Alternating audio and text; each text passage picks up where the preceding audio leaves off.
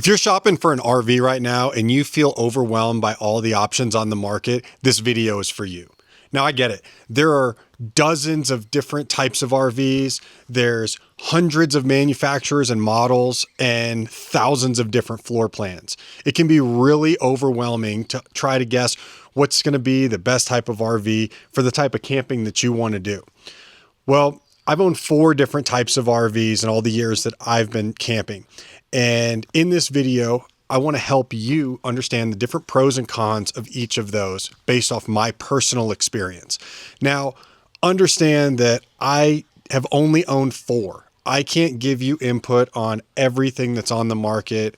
And it is important to remember that you are going to have to figure out what is best for you. What features do you need? What type of camping do you like to do? But with my experience and the ones that I've owned, I hope that this is some information that'll help you narrow down the type of camper that's going to be best for you. So I've owned a travel trailer. I've owned a fifth wheel that was a toy hauler. I've had a Class C drivable, and I've also had an overlanding travel trailer. Each of them had their own pros and cons. And in this video, I want to go through all of those with you. So first off, I want to start with travel trailers. These are generally going to be the least expensive of any of the types of RVs that you're going to find when you go shopping.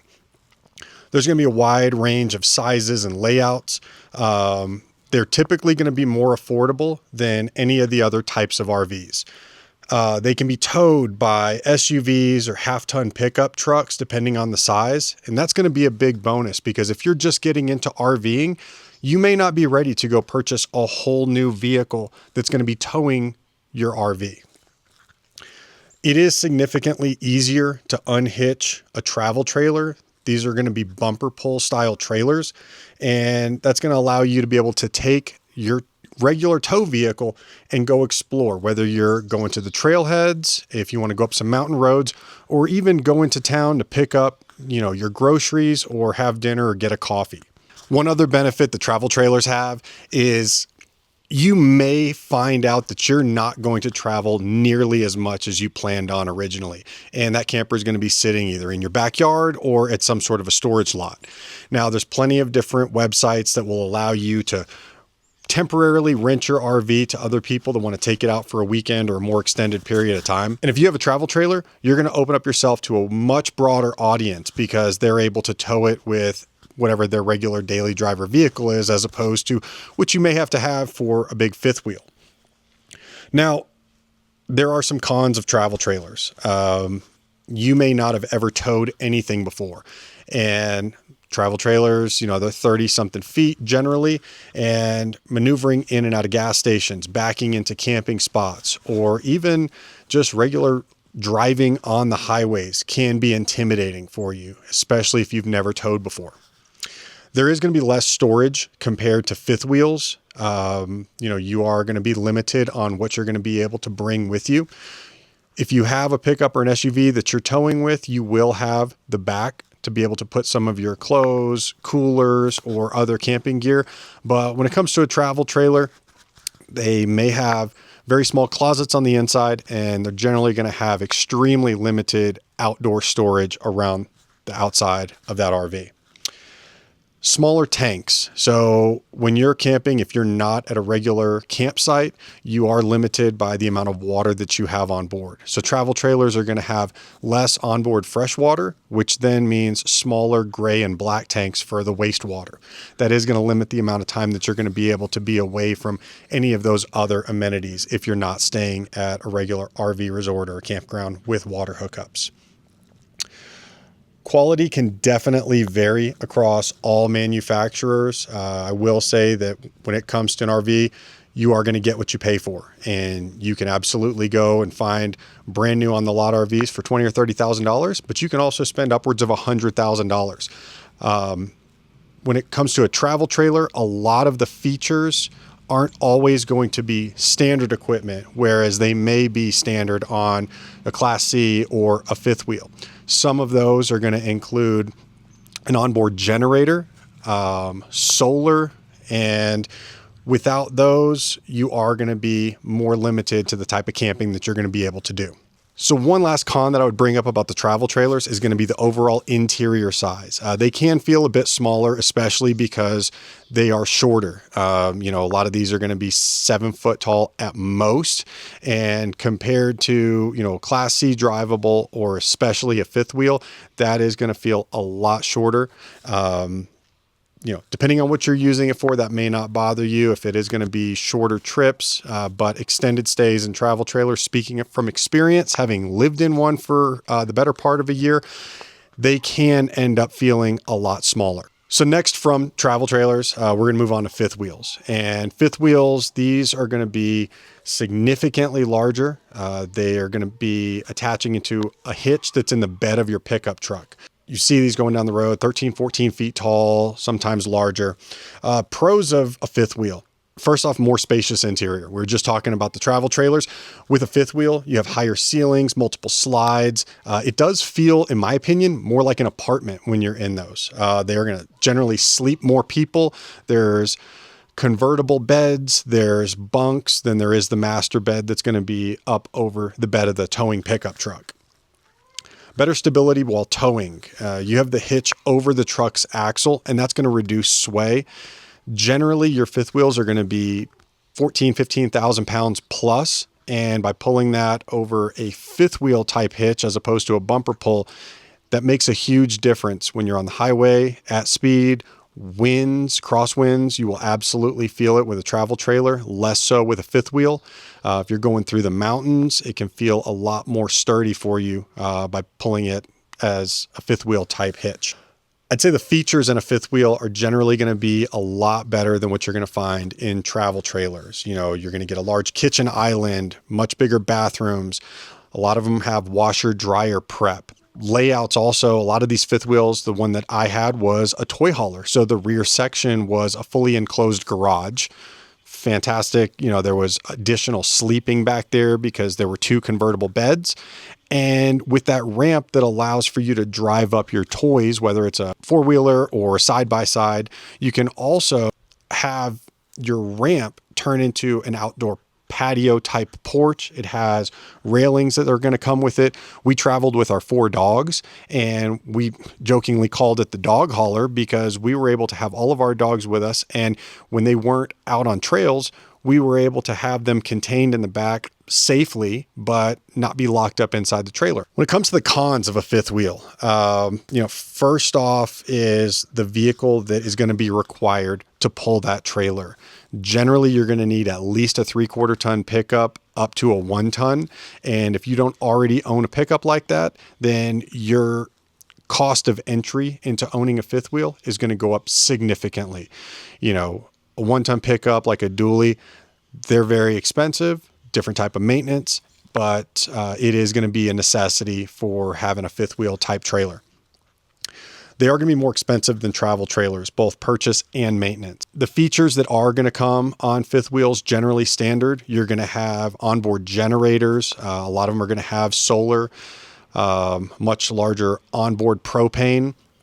And all of these different features are going to require maintenance, especially the generator. They are heavier, so your fuel costs are going to be higher. They're longer, so your footprint, your total footprint between the trailer and the truck is going to limit the type of campgrounds that you can go into. When we talk about Class Cs, I'm going to tell you why I chose a certain one that I did. But when it comes to fifth wheels and your pickup truck, if you're past that 30-foot mark, there are a lot of campgrounds and national parks that you're just not going to be able to stay at.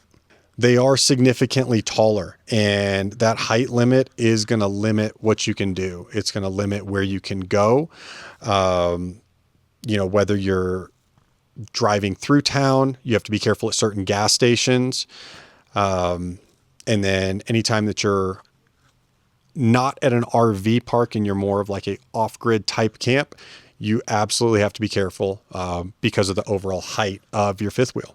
So one other thing that we found is the actual bed space. You're going to lose a significant portion of that when you're towing your fifth wheel because you do have that fifth wheel hitch that is right in the middle of the truck bed over the axle. For us, we like to bring a lot of our large coolers, and it did limit what we were able to bring overall. Now, Class C motorhomes, there's a lot of different drivables. Class C is the one that I owned. The The majority of these are going to be built on the Ford E450 chassis. Pros of these, they're self-contained, like they're all in one. What you're driving is also your RV. These are very easy to set up at camp. You park, you put your slides out, and you're set. A lot of them are going to have a leveling system, like an automatic level. So you hit a couple buttons and they're all self-contained. So it's going to take care of everything for you. These are great for road trips. One thing that we found was if I was getting hungry, my wife was able to just go back into the kitchen, grab something that we had ready for lunch, and I could keep driving. We didn't have to pull over. We didn't have to pull a slide out like we did with our fifth wheel. And we were able to just stay on the road longer. So that was nice. You can tow a small car behind you. That way, whenever you do get to your campsite, you can have like a commuter vehicle, whether it's to go to trailheads or into town to get groceries, coffee, or even go get lunch or dinner. These Class Cs are significantly easier to drive than like a Class A style, which is your bus RV, but they do take some getting used to. Now, cons of a Class C is, first off, if you don't bring a tow vehicle with you, then anytime you want to leave the site where you're camped, you have to pack everything up, bring your slides in, and take your entire coach with you. And that could be, any of these small errands, or, could prove to be a bit of a pain if you're trying to go to a trailhead. You are going to have less interior space than a fifth wheel. Now, almost every Class C is going to have slide outs, but these are on a smaller footprint than your fifth wheels. And because of that, the interior space is going to be a little bit more limited. Fuel efficiency, I think you're getting 10 miles per gallon or less on average. And, almost all of these are going to be a gas engine. If you get up into the Super Cs, those have diesel engines, but the Class C that we had the Ford V10. They've recently switched over to Ford's V8 7.3 liter Godzilla engine, which does better, but overall, that much weight with a gas engine, your fuel economy is just never going to be great.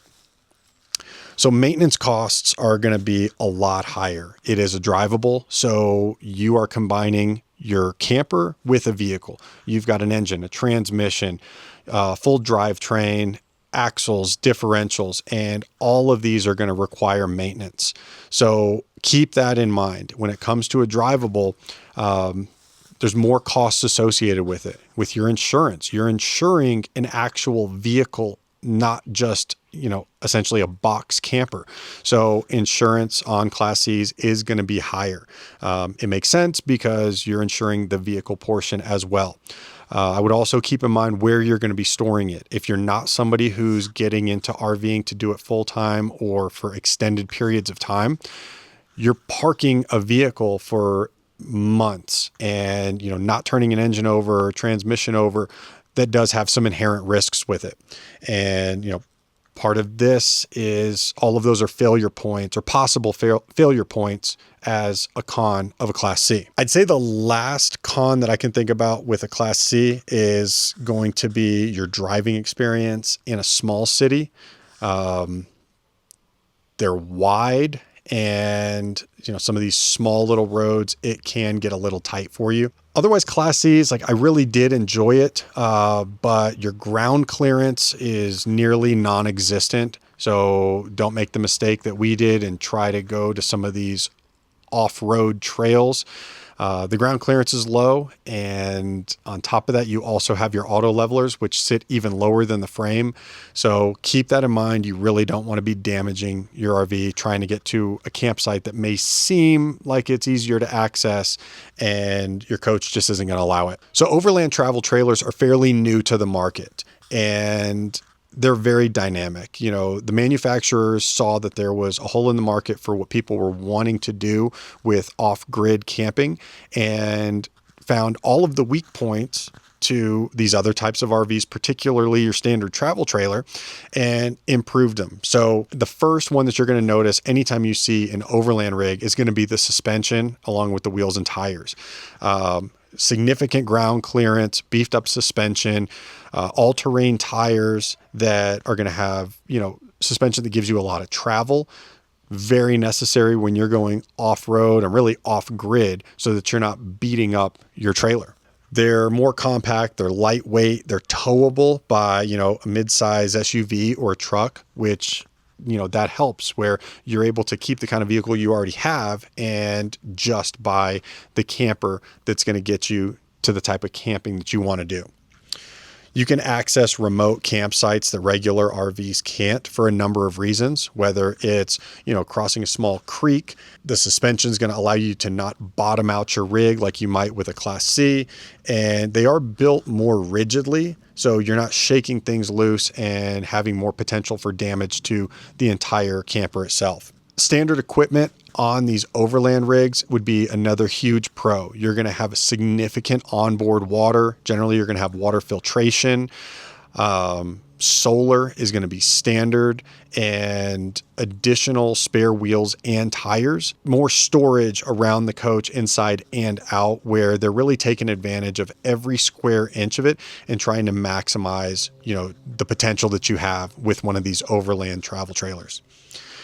Cons, they are going to be smaller. And, I would say the majority of the overland travel trailers are going to be in the 25 to 29 foot range. That is going to be on the smaller side. The reason is just overall maneuverability. We've been to places where even doing a U-turn is almost impossible. And if you had something that was 33, 35 feet along with your towing vehicle, you'd be in some real trouble. Some of them aren't going to have as many of the standard options. Some will have like a wet bath where your shower and toilet is all combined in one. Some aren't going to have air conditioning. Some are more of like a pop-up style hybrid. So another con of the overland travel trailers is really more out of necessity. It doesn't have any slide outs. I don't know.